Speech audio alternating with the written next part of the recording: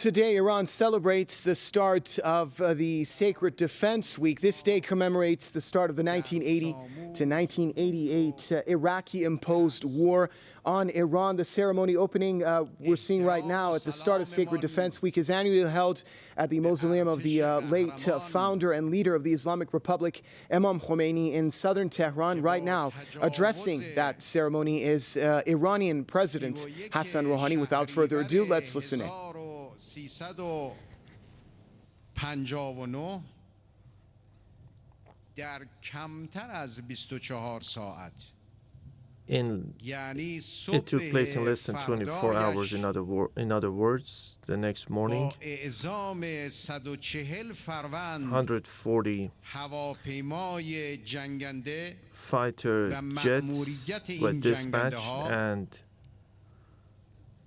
در خاک متجاوز لرزه بر and in fact the mission of these fighter planes shook the supporters of actually caused fear among the supporters of Saddam, and in fact this was a lesson for them, realizing that this is Iran, this is the land of the courageous people. I salute the ground force of the army and also the airborne division that in the very early days managed to resist the forces of aggression and managed to resist the armored forces, and in fact they acted as a force of resistance in order to fight against aggression. I salute the Navy that in the very early days managed to actually suppress the enemy in the sea forever. I salute the courageous staff of the Islamic Revolution I salute the courageous staff of IRGC, the Islamic Revolution Guards Corps, that despite the logistical shortages and the shortage of personnel, they managed to resist the enemy due to their faith and their patriotism, and they rushed to the battlefronts and they managed to create major epics.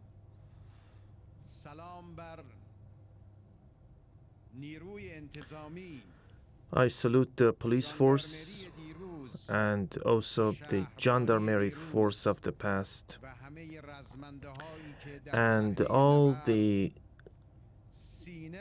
combatants who strongly resisted the enemy in the battlefronts, and I salute the Basij force, the courageous Basij force, the Basij force with its leading role.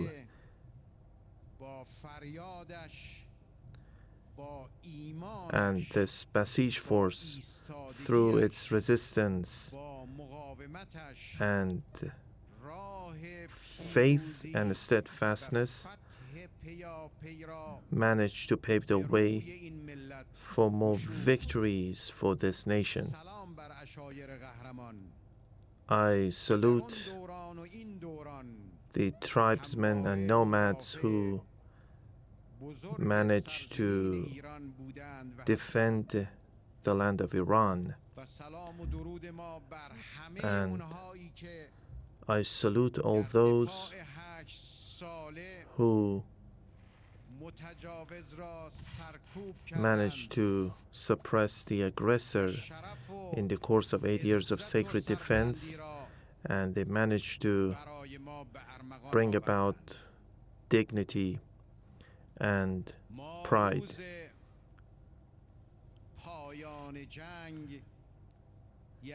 The day that was the conflict came to its end, We have not actually celebrated the day ending the conflict for the final capture, but in fact we are celebrating the start of the conflict, that is the first week that marked our defense. We want to say to the world that the Iranian nation was faced with an act of aggression. We want to tell the world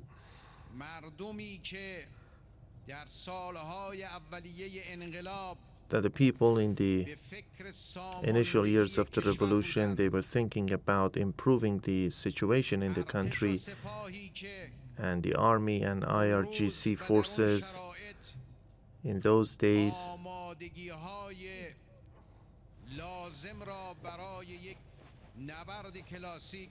did not have the preparedness for a classic conflict, and the people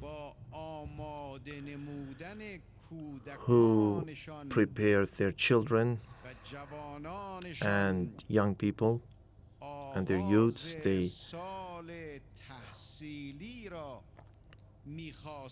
were expecting, they wanted to welcome the start of the new academic year, and the pilgrims who were departing for an act of pilgrimage to the house of God. And in fact, this aggression took place in the month of Zilqa'dah, and it was imposed upon us. This aggression was imposed upon us in the Hajj season, and the aggression was imposed on the eve of the start of the new academic year.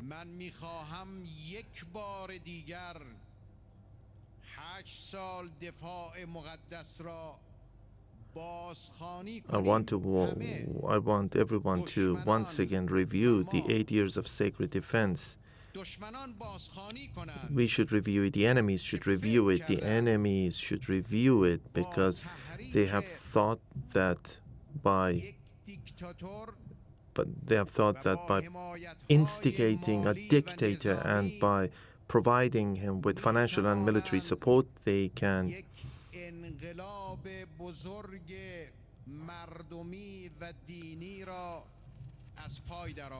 in fact undermine a religious and popular revolution. The enemies should review this because they obtained so much support, financial support, intelligence support, political support, and even they obtained banned chemical weapons, and they provided the enemy with all these facilities and equipment. What was the outcome? Did they attain their ominous goal? Did they manage to force the Iranian people to give in?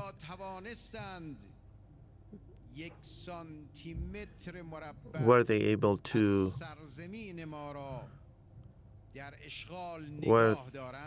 to occupy 1 square centimeter of this land or keep it in their occupation? Were they able to divert our revolutionary path?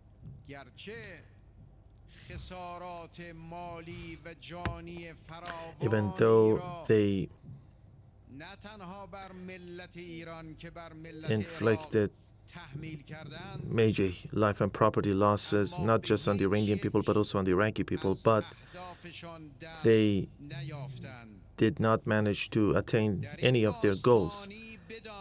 While reviewing this issue, they should know that the Iranian people and the armed forces of this land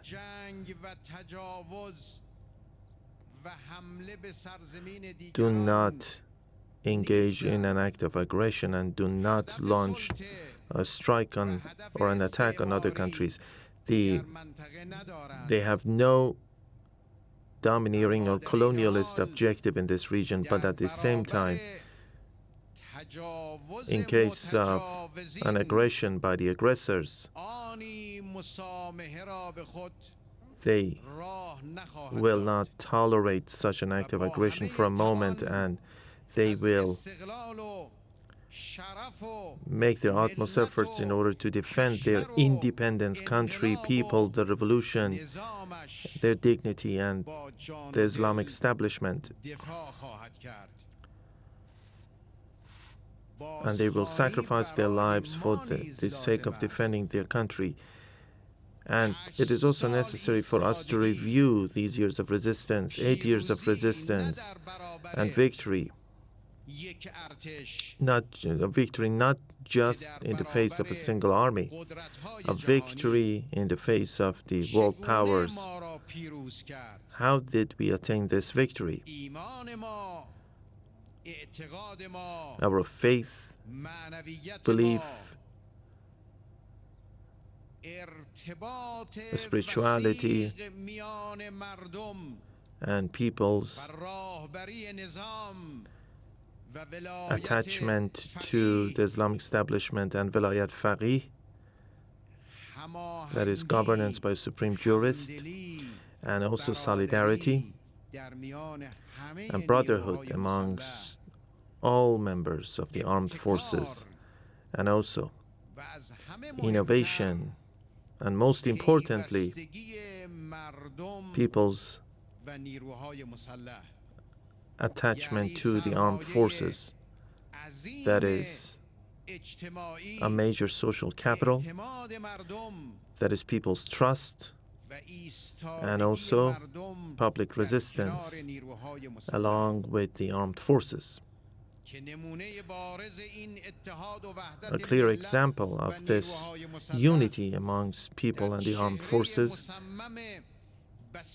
can be seen in the determined faces of the Basiji forces. We should review this victory to see why were we victorious in the course of the 8 years of sacred defense. That is due to the spirit of dedication, and even though this spirit of dedication was manifested in the 8 years of sacred defense, but today, more than any other time, we are in need of such a spirit of dedication. Dedication means a responsible participation in social and national missions, and dedication means to prefer others over oneself, and dedication means to sacrifice one's life for the sake of values. Dedication means resistance and self-sacrifice in order to implement an order,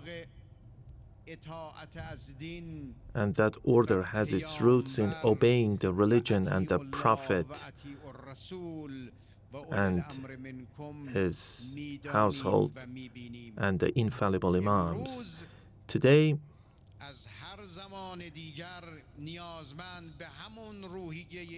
more than any other time, we are in need of that spirit of dedication. Speaking of national interests and public interests and people's demands and wishes, these wishes have to be preferred over one's self and personal wishes, and this is the sort of dedication that we have always been in need of, and we will also need such the spirit of dedication in the future. We should review the years of sacred defense, the 8 years of sacred defense, and also, speaking of steadfastness and resistance, we should pay respect and pay homage to the steadfastness and resistance of the armed forces. We should declare this to the world that our army, contrary to some regional armies and our armed forces, contrary to the armed forces of some regional countries, our armed forces are popular, and our armed forces have never interfered in political issues and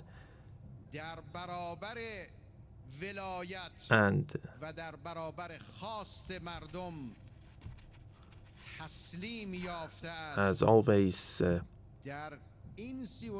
in fact, been surrendered to Velayat Faqih and also people's wishes and demands. We have never had a military rule. We have never had a military rule in this country, and in fact, this is a source of pride for our nation's armed forces. The countries of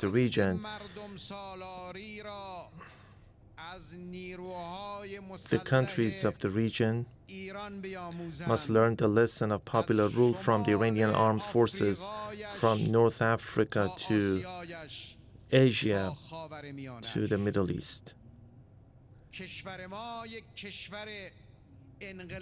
Our country is a revolutionary country, and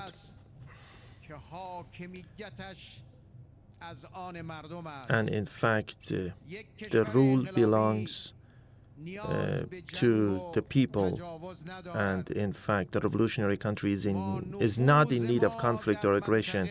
Our influence in this region is a cultural influence, and it's an influence based on discourse. In the past 200 years,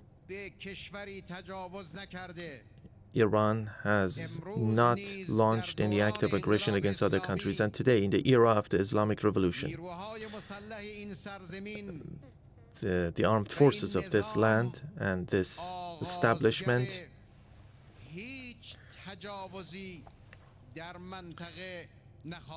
will not launch any aggression in this region, but at the same time, it remains a courageous and a strong defender in the face of aggressions.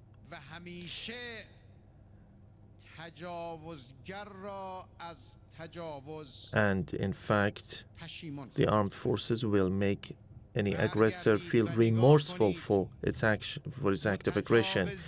Let's take a look back. The aggressors who launched an aggression against Iran in 1980, and also its dictators, see where are they and where are his supporters. And our courageous combatants, through their steadfastness, managed to promote the dignity of this nation. Those who support the aggressor, sooner or later, they will see the outcome of such a support in their own lives.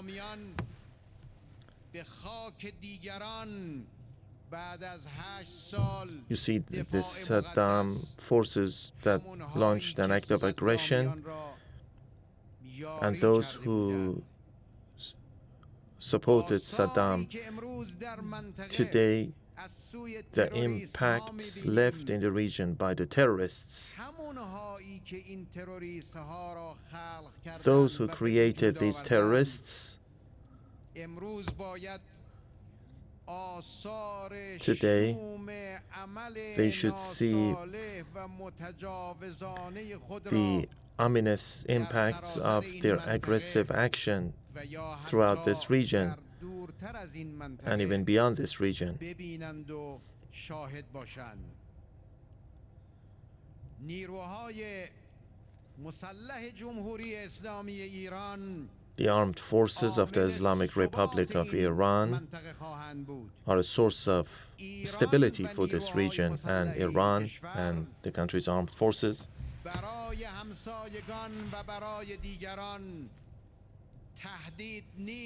Iran, the Iranian armed forces are not a threat for the neighboring countries and the region.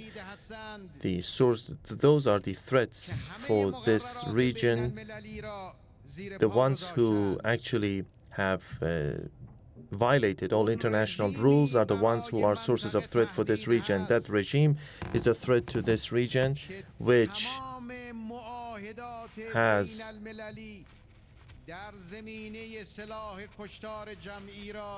actually violated all international regulations in connection with weapons of mass destruction, and that regime has stockpiled different types of WMDs and chemical weapons. And it's aimed at threatening others.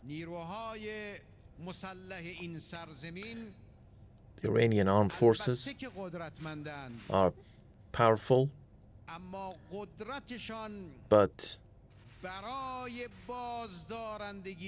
their power is aimed at deterrence and defense and nothing else.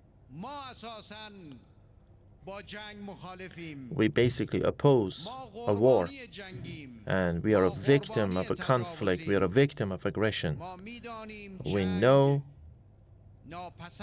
that conflict is unacceptable and undesirable and causes losses. And at the same time,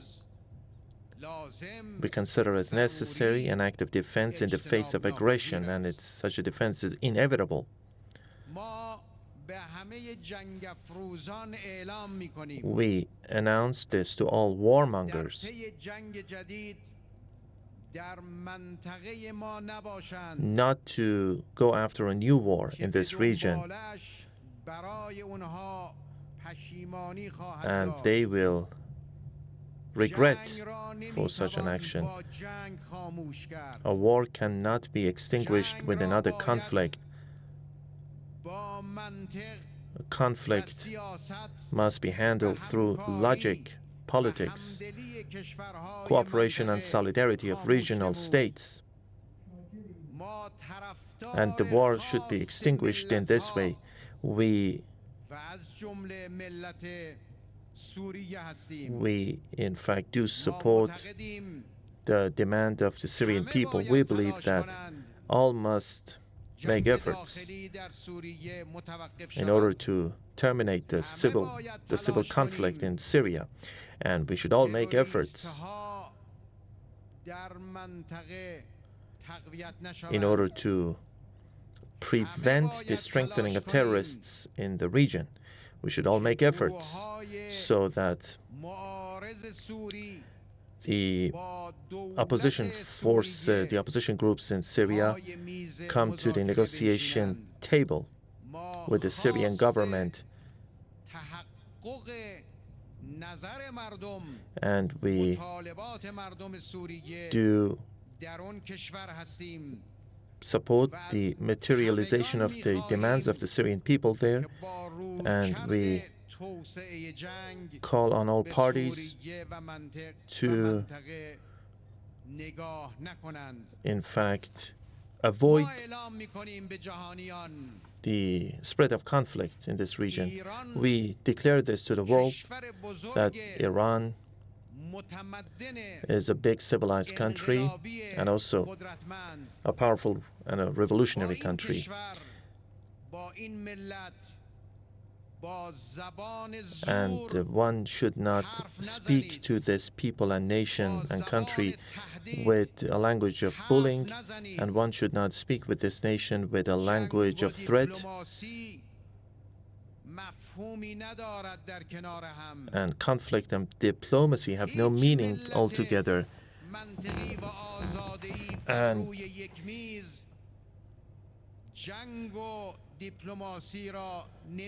no civilized nation would accept diplomacy and conflict together at the same on the same table. The Iranian nation seeks development and is not seeking a WMD. This government and establishment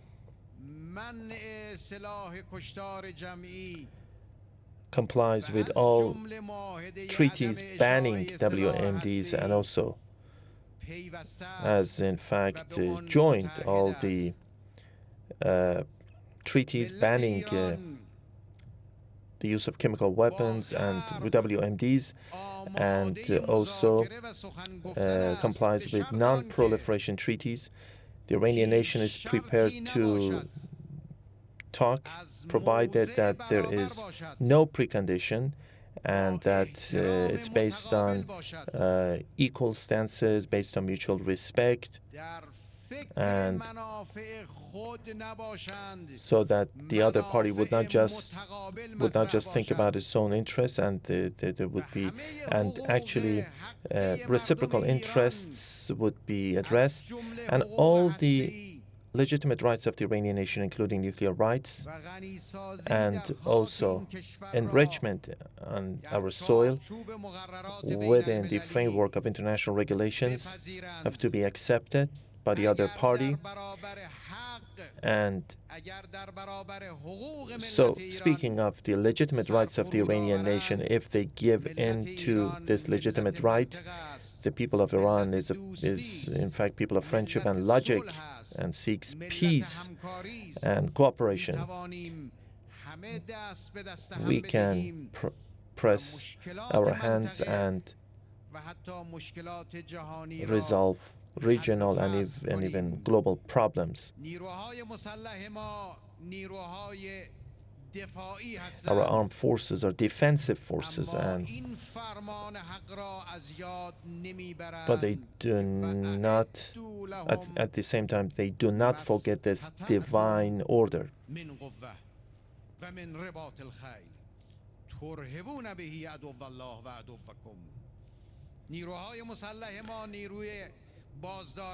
And our armed forces are defensive and deterrent forces, and in addition to their faith and love of this land and their steadfastness that are the superior weapon, they also maintain their vigilance and prudence to regional and global issues. And also, they are the issue of being equipped with the most advanced defensive equipment. These are among their obligations and the obligations of this government. Our armed forces are prepared to defend this people and this nation, and this nation considers the armed forces as belonging to themselves and as belonging to this nation.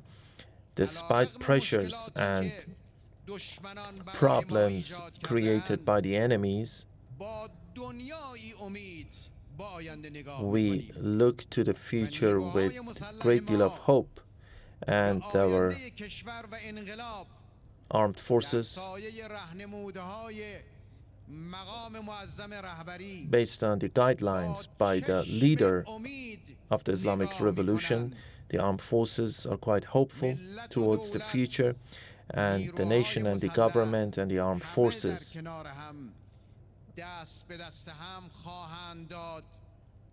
are cooperating with each other. And after the political epic, with the grace of God, hopefully we're gonna materialize the economic epic based on the order of the leader. Wassalamu alaikum wa rahmatullahi wa barakatuh.